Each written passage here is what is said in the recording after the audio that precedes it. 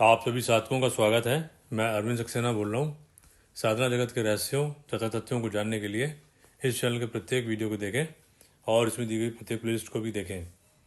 अब ये वीडियो एक बहुत ही महत्वपूर्ण वीडियो है और इसका जो टाइटल है धन आगमन के रहस्य, लक्ष्मी, अलक्ष्मी, प्रार्थना, मनौती, उपाय, भ्रष्ट धन, अच्छा धन। तो बेसिकली ये जो है वीडियो इस विषय पे है कि क्योंकि वीडियो जो सारे गृहस्थ साधकों के लिए हैं और गृहस्थ साधकों को कोई भी जब भी धन की आवश्यकता हर एक को ही पड़ती है और धन किस प्रकार से हमारे पास आए और धन की क्वालिटी कैसी है, अच्छा धन है या बुरा धन है, यानी कि भ्रष्ट तरीके से कमाया गया धन है या सही तरीके से कमाया गया धन है, उसके अनुसार में बहुत सारे जीवन में जो होता है कर्म फल जो है उसी अनुसार भी मिलने मिलने लग जाते हैं। उन सारे बातें जो है इतनी मतलब ये रहस्यमय एक तरीके की बातें हैं।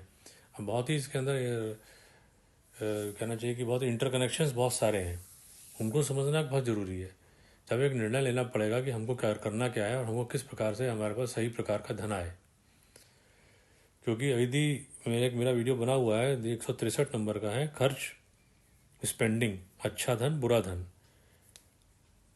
तो उसमें मैंने बताया हुआ कि अगर अच्छे धन का उस वीडियो को पूरा देखिएगा, मैं तो एक मेन जानकारी आपको दे रहा हूँ कि जो अच्छा धन होगा यदि उसका जब भी खर्च किया जाएगा उसको, तो वो उसके द्वारा जो होता है धर्म की हानि नहीं होगी, धर्म भी बढ़ता है, प्रसन्नता भी आती है, घर में जो भी चीज़ आएगी वो एक तरीके से स्थायी सी रहेगी और स्थिरता सी रहेगी, लक्ष्मी में भी स्थिरता सी रहेगी, मन बड़ा प्रसन्न रहेगा और जो भी कार्य उसके खर्च से करे जाएंगे वो सही स्थान पे होंगे।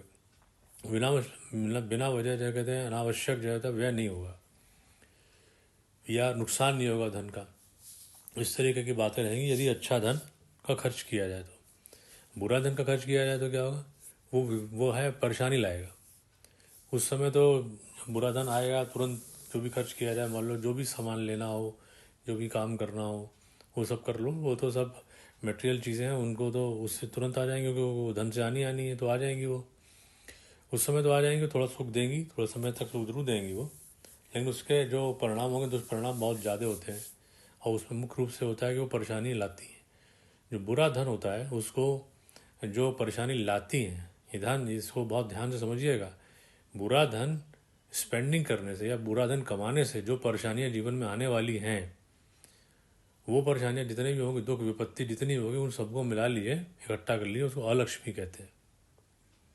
यानी कि बुरा धन से कमाने से और बुरा धन खर्चा करने से अलक्ष्मी का आगमन होता है और उसी तरीके से अच्छा धन कमाने से और अच्छा धन का स्पेंडिंग करने से हमारे घर में लक्ष्मी का आगमन होता है। ये बात अगर समझ में आ रही तो बातें थोड़ी और आसानी हो जाएगी समझने में, क्योंकि चर्चा बहुत ही उस प्रकार की है कि अगर ये मेक और ब्रेक वाली है कि अगर किसी भी साधक को नीचे भी गिरा सकती है, ऊंचा भी उठा सकती है। और ये त्रुटि होना आज के समय में बहुत ज़्यादा है, ये कि यहाँ पे कोई ध्यान ही नहीं है कि बुरा धन कमा रहे हैं तो उसका होने वाला क्या है। तो वो जानकारी कम से कम विशेष साधकों को जरूर होनी चाहिए। अब ये बात जो है कि क्यों नहीं पता होती है इस तरीके की बुरा धन कमाने की टेंडेंसी कहाँ से आती है, तो उसके लिए जो होता है टेंडेंसी आती है आसुरी शक्तियों के प्रभाव से। आसुरी शक्तियों का प्रभाव जब भी किसी व्यक्ति पर हो जाएगा तो वो जो है बुरा धन कमाने में उसको हिचक बिल्कुल नहीं होगी, वो उसको कमाने लगने में उसको कोई हिचक नहीं है, वो अपना कमाएगा अपना। और जैसे जैसे उसके अंदर पुण्य क्षीण कराती चली जाएंगी आसुरी शक्तियाँ, वैसे वैसे वो उसके अंदर में ये भावना धीमे धीमे समाप्त होती चली जाएगी और उसको बिल्कुल भी शर्म नाम की चीज़ें भी नहीं रह जाएगी, क्योंकि बेशर्मी से कमाएगा पैसा बुरे धन को और उसको कोई संकोच भी नहीं होगा। तो ऐसा स्थिति मान लीजिए कि पूर्ण रूप से वो आसुरी शक्तियों से ग्रस्त हो गया। इस बारे में मेरा वीडियो बना हुआ है, मानव से दानव विकास में बाधक दानवी शक्तियाँ, 295 नंबर का और 300 नंबर का दानव बराबर अशुभ कर्म और मूर्ख बुद्धि। उसके शरीर में बुरी शक्तियाँ धीमे धीमे प्रवेश करने लग जाएंगी और फिर उसको हो सकता है कि जो उसकी ओरिजिनल आत्मा हो उसको भी बाहर कर दें और कोई दूसरी आत्मा उसके शरीर में या कई आत्माएं उन जो है उसके शरीर में प्रवेश कर जाएं और वो अपना सारा कार्य करें। और जब ऐसा होने लग जाएगा तो उसके अंदर लक्षण कैसे पता चलेगा कि ये दूसरी आत्माएं उसके शरीर में प्रवेश करेगी। उसका जो जो पहले कभी जब थोड़ा सा ईमानदार रहा होगा व्यक्ति, उसका जो नेचर रहा होगा उसका वो बदल जाएगा उसका। और उसके अंदर दबंगई बहुत ज़्यादा आ जाएगी, क्योंकि ये दानी शक्तियाँ होती हैं, ये दबंगई बहुत ज़्यादा देती हैं। और इनको इस तरीके की बातें सुनना भी पसंद नहीं होता है कि कोई ईमानदारी की बात इनके सामने करे या भ्रष्टाचार की बातें करे। उनको समझ में नहीं आता है, क्योंकि वो तो उनका मूल लक्ष्य होता है कि खाओ पियो मौज करो, और जो व्यक्ति जिसने भी काम करा हुआ है, जिसके शरीर का है, उसका पूरा उपयोग करो, पूरे शरीर का उपभोग करो, भोग करो, उसके परिवार को उपभोग करो और उसके जीवन को नष्ट कर दो, क्योंकि मानव जीवन नष्ट करने के लिए दानी शक्तियाँ बनी होती हैं। अब ये सारा खेल होता है समय के अनुसार में। समय के लिए मेरे वीडियो बने हुए हैं। कलीबाधा वाला वीडियो देखिएगा 227 नंबर का, असुर असुर वाई प्लीज देखिएगा। 195 नंबर वाला राक्षसों द्वारा भक्षण देखिएगा, पुण्य स्वभाव का भक्षण करते हैं। 257 नंबर का गलत मंत्र के खतरे, और 236 नंबर का सहसा विश्वास नहीं करना चाहिए, नहीं तो अनिष्ट का प्रवेश होता है। और 223 नंबर का अनिष्ट और अशुभ का प्रवेश किन कारणों से होता है, इसको जरूर देखें। प्लेलिस्ट है खतरे डेंजर्स ट्रैप्स वाली, जरूर देखिएगा। इसमें और भी जो खतरे होते हैं वो भी बहुत बड़े वाले होते हैं। 306 308 अपूर्ण गुरु के खतरे, अपूर्ण गुरु के पास जो पहुंच जाएगा वो गलत दिशा में ही जाएगा। और 327 नंबर का अपूर्ण से मार्गदर्शन, जो कि अपूर्ण गुरु के विकृत रूप होते हैं, जो कि गाइड एडवाइज़र स्पिरिचुअल इस तरीके के स्पिरिचुअल एडवाइज़र वगैरह वो होते हैं। उनसे उनकी एडवाइस पे कोई चला गया तो भटक जाएगा। वो 327 नंबर वाला वीडियो है। और paid services 364 number, paid services कर्मों में विकृति खतरे, धन देकर पूजा पाठ कराना, साधना कराना, ये सब जो होता है कर्मों में विकृति पैदा करते हैं। इससे भी बचना चाहिए। बचने तो और भी कई चीज़ों चाहिए, जैसे काला जादू से बचना चाहिए, पेट सर्विसेज से बचना चाहिए, गंदे ताबीज़ टोटके इनका प्रयोग नहीं करना चाहिए। और जो है जहाँ भी चमत्कार की बात आए वहाँ से दूर रहना चाहिए। प्रयोग की बात आए कि भाई माँ विद्या के प्रयोग कर लो, भाई 4 दिन के कर लो, पैकेट ले आओ, प्रयोग करना, उसके बाद विसर्जन कर देना, इस तरीके की जो बातें आती हैं माँ विद्या प्रयोग की, वो से या और देवी देवताओं के प्रयोग नहीं करनी चाहिए। देवी देवताओं के प्रयोग नहीं करे जाते हैं। कोई साधना बहुत लंबे समय तक कर रहा हो, उसको जो उसका इष्ट हो, वो किसी समय विशेष में, किसी कालखंड में अपनी किसी बहुत ही अति आवश्यक इच्छा के लिए वो कर सकता है। बाकी का किसी को ये नहीं करना चाहिए, और ये अलाउड भी नहीं होता है, क्योंकि ये इससे जो है बहुत ज़्यादा कर्मों विकृति आती है, विपरीत फल भी मिलते हैं। ये भी बहुत बड़ा गड्ढा होता है। ये सब इसको प्रमोशन ही कहाँ से होता है, प्रयोग कर लो प्रयोग कर लो, ये सब आसुरी शक्तियों के खेल होते हैं। इनको ध्यान रखना चाहिए। करना क्या चाहिए, अथर्व शीर्ष के पाठ मिनिमम करने चाहिए। और 312 नंबर का वीडियो देख लें, घर की ऊर्जा का संतुलन। शास्त्रों पे केंद्रित अपना जीवन रखना चाहिए। शास्त्र ही हमको बचाएंगे, उन्हीं के पास जाना है, किसी के पास किसी व्यक्ति के पास नहीं जाना है। 158 नंबर का वीडियो देखिएगा, संसार का सबसे महत्वपूर्ण व्यक्ति स्वयं साधक, यानी कि जो भी है स्वयं में करें और जल्दी स्टार्ट करें। जो भी साधना है स्वयं में करना है, घर में करना है, किसी के पास नहीं जाना है, ये ध्यान रखना चाहिए। और ये 399 नंबर का वीडियो और देखिएगा, ग्रहों की गणना, कुंडली, ग्रह शांति। इन सारे ग्रहों की गणना, ग्रह शांति, इन सबों में नहीं पढ़ना चाहिए, उलझना चाहिए। इसमें भी बहुत सारे खतरे होते हैं, मैंने इस वीडियो में बताया। 399। तो सबसे बड़ी बात एक और होती है, जब शास्त्रों पर जब भी जाओगे या कहीं भी, जो कि ये ब्रह्म विद्या होती है, शास्त्र के बारे में जो मेरा वीडियो बना हुआ है, और वो है वीडियो नंबर 7 है, दिव्य विज्ञान शास्त्र की उत्पत्ति, वो कहाँ से हुए। तो शास्त्रों के बाद जब भी जाओ, कम से कम एक सबसे बड़ी बात है, ज्ञान उसी को ही प्राप्त होता है जो कि ज्ञान का आदर करे। या मैं ब्रह्म ज्ञान की बात कर रहा हूँ, ब्रह्म ज्ञान के अलावा जो भी ज्ञान है, यानी ब्रह्म ज्ञान मतलब जो कि ब्रह्म से, यानी जो शास्त्रोक्त ज्ञान है, कि जो कि ऐसा ज्ञान जो कि हमारे दुखों का अंत कर दे, वो है। वैसे तो कोई कह सकता है कि भाई बिजली का आविष्कार हुआ, बल्ब का आविष्कार हुआ, इसने भी हमारे कुछ दुखों का अंत किया, बिल्कुल किया उसने, लेकिन एक लिमिटेड जोन में किया। लेकिन जब ब्रह्म ज्ञान होता है अनलिमिटेड होता है, वो मूल रूप से उसे दुखों का अंत कर देगा वो। तो ये आगे कभी किसी और विषय में बताऊंगा, कभी साइंस के जब विज्ञान के बारे में चर्चा करूंगा कि एक स्थूल विज्ञान है, उसके बाद सूक्ष्म विज्ञान है, उसमें सूक्ष्मतर विज्ञान है, तो उसमें बात आपको बाद में आ जाएगी। लेकिन जो भी ब्रह्म ज्ञान की बात जहाँ आए, शास्त्रों की बात, वहाँ रिस्पेक्ट होनी जरूरी है। एक मेरा वीडियो बना भी हुआ है, मेरे अनुभव वाले वीडियो प्लेस में देखिएगा। रिस्पेक्ट नहीं है अगर, तो ज्ञान नहीं मिलेगा। होगा क्या कि मान लो किसी तरीके से कैसे भी मान लो मिल भी जाए, अगर ऑलरेडी रिस्पेक्ट नहीं है, तो क्या होगा, मौके पर काम नहीं आएगा, भूल जाएगा व्यक्ति, स्टेप्स भूल जाएगा, अप्लाई नहीं कर पाएगा, या किसी ना किसी से त्रुटि हो जाएगी, या ज़्यादा अगर बहुत ज़्यादा बहुत बड़ा चालाक आदमी हुआ कि हमको कोई रिस्पेक्ट नहीं करनी किसी चीज़ की, हमको तो सिर्फ छीना झपटी करके, चोरी करके, इधर उधर से सब इकट्ठा करना है, अपना काम बनाना आ गया, आप निकलना है, ना देवी देवता से किसी से मतलब, ना किसी से कोई मतलब, अपना बस जहाँ हमको मौका मिले, जो काम मिले उसको करते चले जाना है, साधनाओं का दुरुपयोग करना है, तो उसको देवी देवता उसको 5 बंधन में डाल देते हैं। या 5 बंधन वाले वीडियो देख लीजिएगा, ये बैकग्राउंड मालूम होनी चाहिए। तब आपको ये बात और धन का आगमन वाली बात के रहस्य समझ में आएंगे। अब भ्रष्ट धन का मैंने किसी एक वीडियो में बताया हुआ है, नरक वाले शायद वीडियो में बताया हुआ है। और ये इसकी एक प्लेलिस्ट है, इसकी जो जो नरक और फिर यह है मृत्यु, नरक, श्राद्ध, पितृदोष वाले, उसमें बताया कि जो भ्रष्ट धन का जो भी सबसे बड़ा नुकसान क्या होता है कि जो उसके पितृ जो होते हैं नाराज़ हो जाते हैं। क्योंकि पितृ लोग कभी भी नहीं चाहते हैं कि उनके घरों के अंदर में या वंश में, वंशावली में कोई जो है खराब लोग पैदा हों, जो कि भ्रष्टाचारी हों या गलत व्यभिचारी हों, इस तरीके से और गलत काम करने वाले हों। भले ही उन्होंने काम करे हो जीवन में अपने गलत, और उसके बाद उनकी मुक्ति नहीं मिली हो, पशु योनि में हो, नरक योनि में हो, या किसी प्रेत योनि में हो, लेकिन वो कोई भी अपनी मुक्ति को वहाँ जब फंस जाते हैं तब उनको लगता है कि हाँ मैंने गलती करी थी, तो कम से कम वो ये नहीं चाहते कि उनके वंशज काम करें काम। दूसरा नुकसान क्या होता है कि उनको कष्ट इसलिए भी होता है कि जब भ्रष्ट आदमी हो गया कोई और भ्रष्टाचार के नए नए कीर्तिमान स्थापित करने लग गया, तो फिर करेगा क्या कि वो उसके मूल रूप से उसकी आत्मा हटती चली जाएगी अंदर से, ये कमज़ोर होती चली जाएगी। और बाद में अगर ज़्यादा करेगा तो उसको निकाल के बाहर करके दूसरी आती शक्तियाँ भी या दूसरी आत्माएं भी जो कि दूषित आत्माएं अंदर प्रवेश कर जाएंगी। उससे क्या होगा कि जो पितरों की मुक्ति नहीं हो पाती, क्योंकि पितरों की मुक्ति करने वाला जो आदमी नहीं रहेगा तो कौन करेगा। तो श्राद्ध करने में भी दिक्कत आती है। तो इससे क्या होता है, पितृदोष पूरे वंश में क्रिएट होने शुरू हो जाते हैं। ये एक बहुत बड़ा नुकसान होता है। तो इन बात को समझते हुए भ्रष्ट आचरण के द्वारा जो है धन कमाने का यदि जब भी मन में विचार आए तो कुछ उसको उपाय इत्यादि भी करने चाहिए, क्योंकि आर्थिक शक्तियों का मतलब समझ लीजिए कि प्रभाव होना प्रारंभ हो गया। वो मैं आगे बताऊंगा आपको। इसी में कुछ पॉइंट्स आपको और मैं विशेष रूप से बता देना चाहता हूँ, वो कि उनको जरूर ध्यान रखें कि इसकी अंडर करंट्स क्या हैं धन आगमन के। एक तो जैसे मनौती मांगते हैं लोग, और मनौती मांगने के लिए भी एक मेरा वीडियो बना हुआ 325 नंबर का, मनौती मांगना, जल्दी इच्छा पूरी होना, अदर शक्तियाँ खतरे। इसमें भी बहुत सारे खतरे होते हैं, अदर शक्तियाँ भी बहुत सारी होती हैं, मनौती पूरी कर देती है। और इसलिए करते हैं कि वो जिसकी मनौती पूरी करेंगी उसके साथ अटैच हो जाएगी। यानी कि देखिए, जो जो धन है वो धन किसी प्रकार से भी आ सकता है। मान लीजिए हम जैसे माँ लक्ष्मी की पूजा कर रहे हैं या किसी ऊँचे दर्जे की देवता की पूजा कर रहे हैं, भगवान राम की कर रहे हैं, कृष्ण की कर रहे हैं, भगवान शिव की कर रहे हैं, माता की कर रहे हैं, दुर्गा माँ की कर रहे हैं, माँ बज्जाओं की कर रहे हैं, ये भी हमको धन देंगे। उसके अलावा अगर हम कोई प्रेत सिद्धि करना चाहे तो वो प्रेत भी धन देगा। इसके अलावा कुछ और भी जादू टोने से वशीकरण करके किसी से भी मूर्ख बना के करना चाहे वो भी वहाँ से भी धन आएगा। लेकिन जो मुख्य रूप से अगर जो बड़े देवी देवताओं की साधना के द्वारा यदि हम धन प्राप्त करेंगे वो उसको अच्छे धनों की श्रेणी में मानना चाहिए।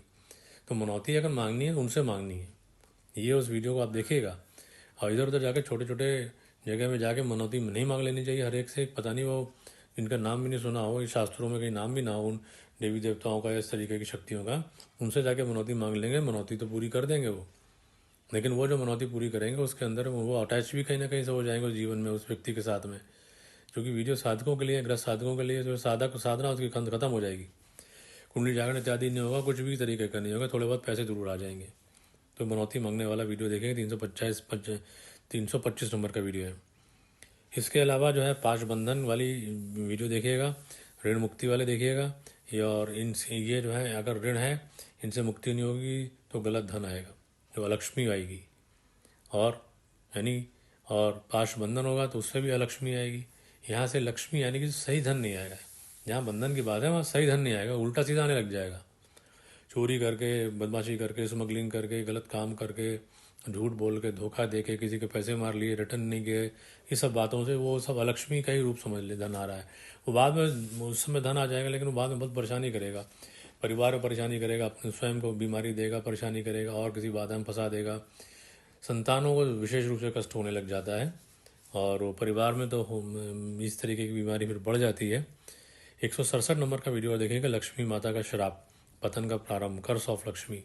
ये एक प्रकार का ऐसा है कि ये भी लक्ष्मी का ही रूप है, लेकिन ये इस प्रकार का है कि इसमें माँ लक्ष्मी ने किसी को कर्ज कर दिया कि ठीक है चलो तुम पैसे कमाते जाओ, गलत तरीके से कमाने कर रहे हो, तुम इतना कमाओ, कमाते ही रहो, मतलब तुम्हारे मन में विचार ही आता रहे और जितना मिला संतुष्टि आए ही नहीं, मरते समय तक ना आए, वो श्राप होता है। उसका मतलब होता है कि जब इतना ज़्यादा उसके मन में रहेगा, मरते समय से 1 मिनट पहले तक भी वो सोच रहा होगा कैसे पैसे कमा लूँ, और उसके बाद मृत्यु हो गई 1 मिनट, तो वो उसको बेसिकली उसको नरक में जाने की तैयारी पूरी जो है माँ लक्ष्मी कर देती हैं। ये जो होता है लक्ष्मी माता का श्राप वाला 167 नंबर वाला वीडियो देखिएगा। तो ये भी अगर बात लगातार आ रही है कि हम रुक क्यों नहीं पा रहे हैं, लगातार एक ही चीज़ हमेशा हमारे दिल में, हमारे माइंड को जो है एकदम दबाव क्यों बनाए हुए कि पैसे पैसे पैसे के बारे में सोचते चले जा रहे हैं, कुछ सोच ही नहीं रहे हैं कि जीवन में और भी कुछ चीज़ें हो सकती हैं। तो ये भी मान लीजिए किसी लक्ष्मी के प्रभाव मानना चाहिए, और ये इसको लक्ष्मी माता का श्राप के रूप में देखना चाहिए। इसके उपाय इत्यादि अभी एंड में आपको जरूर बताऊंगा। इसमें खर्च मैंने आपको बता दिया कि खर्च के बारे में जो है 163 नंबर का वीडियो है। अच्छा धन खर्च करेंगे, बुरा धन खर्च करेंगे तो क्या होगा। बुरा धन में क्या होगा, एक मदिरा पान की टेंडेंसी बहुत आती है। अगर बुरा धन आ रहा हो, कहीं से भी आ रहा होगा, तो वो मन में बहुत ज़्यादा होगा। यूँ तो अच्छे धन से में भी आ सकती है, अगर किसी आतरी शक्ति का प्रभाव हो जाएगा तो अच्छा धन भी कमाने वाला भी मदिरा पान कर सकता है। लेकिन बुरा धन कमाने वाला तो उसकी टेंडेंसी बहुत जल्दी बढ़ जाए, क्योंकि ये आसुरी शक्तियाँ होती हैं, उनको मदिरा के बारे में, मदिरा से उनका बड़ा मोह रहता है, या उनकी बड़ी इच्छा रहती है कि मदिरा पान हो, तो वो अपने जिसके शरीर में वो प्रवेश करती है उसको प्रेरित करती है मदिरा पान करो। बेसिकली वो मदिरा पान व्यक्ति नहीं कर रहा होता है, वो आसुरी शक्तियाँ करती हैं। ये भी एक बहुत बड़ा कारण होता है फिर तरह तरीके के, जिसको कहते हैं कि लत लग गई और फिर वो एडिक्शन में पहुंच गया। तो एडिक्शन का भी एक मेन वजह ये आसुरी शक्तियाँ होती हैं कि वो उसके शरीर में प्रवेश कर जाती है, हटती नहीं है, बार बार मदिरा की तरफ प्रेरित करती रहती है। उनको परिवार से मतलब नहीं होता है, कहीं से चोरी करो, चाहे परिवार के धन का नाश करो, लेकिन अपने मदिरा पान करो। तो ये बुरे धन के कारण से भी होता है। तो बुरे धन में मैंने बताया अव्यय बहुत सारे होगा, परेशानी भी आएगी और पैसे का नाश भी होता है इसमें। जो 146 नंबर का वीडियो देखेगा, प्रेत सिद्धि इतर योनि सिद्धि करके फंसे लोग क्या करें, वो फंस गए तो निकलेंगे तो है नहीं, कहीं बर्बादी हो जाएंगे वो। और वो करते हैं इसलिए कि हमको जो शॉर्ट टर्म गेंस मिल जाए कि प्रेत को सिद्धि कर ले, प्रेत हमारे लिए धन ले आएगा। अगर उसने एक बार भी धन दे दिया तो उस आदमी को हम समझ लिए वो हमेशा उसके लिए उसको गुलाम बना लेंगी प्रेत शक्तियाँ। जो अपने आप सोचता है कि मैंने प्रेतों को कंट्रोल में किया, बेसिकली प्रेत उस साधुका को कंट्रोल में ले लेते हैं और उसे फिर पीछा नहीं छोड़ते। फिर उसको कहीं ना कहीं से पैसे वैसे ला के देते भी रहेंगे उसे, लेकिन उसके जीवन को नष्ट कर देंगे, उसके परिवार को नष्ट कर देंगे। सबसे बड़ी बात होता है कि उनकी संतानों को जब नष्ट करते हैं तो ये बड़ी दुर्भाग्यपूर्ण बात होती है, बड़ी दुखदायक बात भी होती है। लेकिन ये हकीकत होती है कि इनमें जो इस तरीके के चंगुल में फंस गए प्रेत सिद्धि के या तरुणी सिद्धि के, उनके वंश में बहुत सारे तरीके के दोष पैदा हो जाते हैं। ये बात वीडियो नंबर 146 देखिएगा। काला जादू करने वाले, ये काला जादू करा, किसी से पैसे ले लिए कि चलो हम तुमसे किसी से पैसे लेते हैं, मारण कर देंगे, किसी का मोहन कर देंगे, किसी को उच्चाटन कर देंगे, किसी का वशीकरण कर देंगे। ये सब मेरे वीडियो आप देखें काला जादू वाले प्लेस में, ये सब जो होते हैं खुद ही प्रेत बाधाग्रस्त हो जाते हैं और इस तरीके का धन इनको कभी फलता नहीं है। उन सबों की अंत में आप देखेंगे जैसे जैसे जीवन इनका बीतता जाएगा, इनकी हालत और ख़राब होती चली जाती है। ये आप आसपास भी अपने जानने का प्रयत्न करें कि जिस तरीके काला जादू करने वाले लोग हैं उनका अंत किस प्रकार से जीवन का होता है।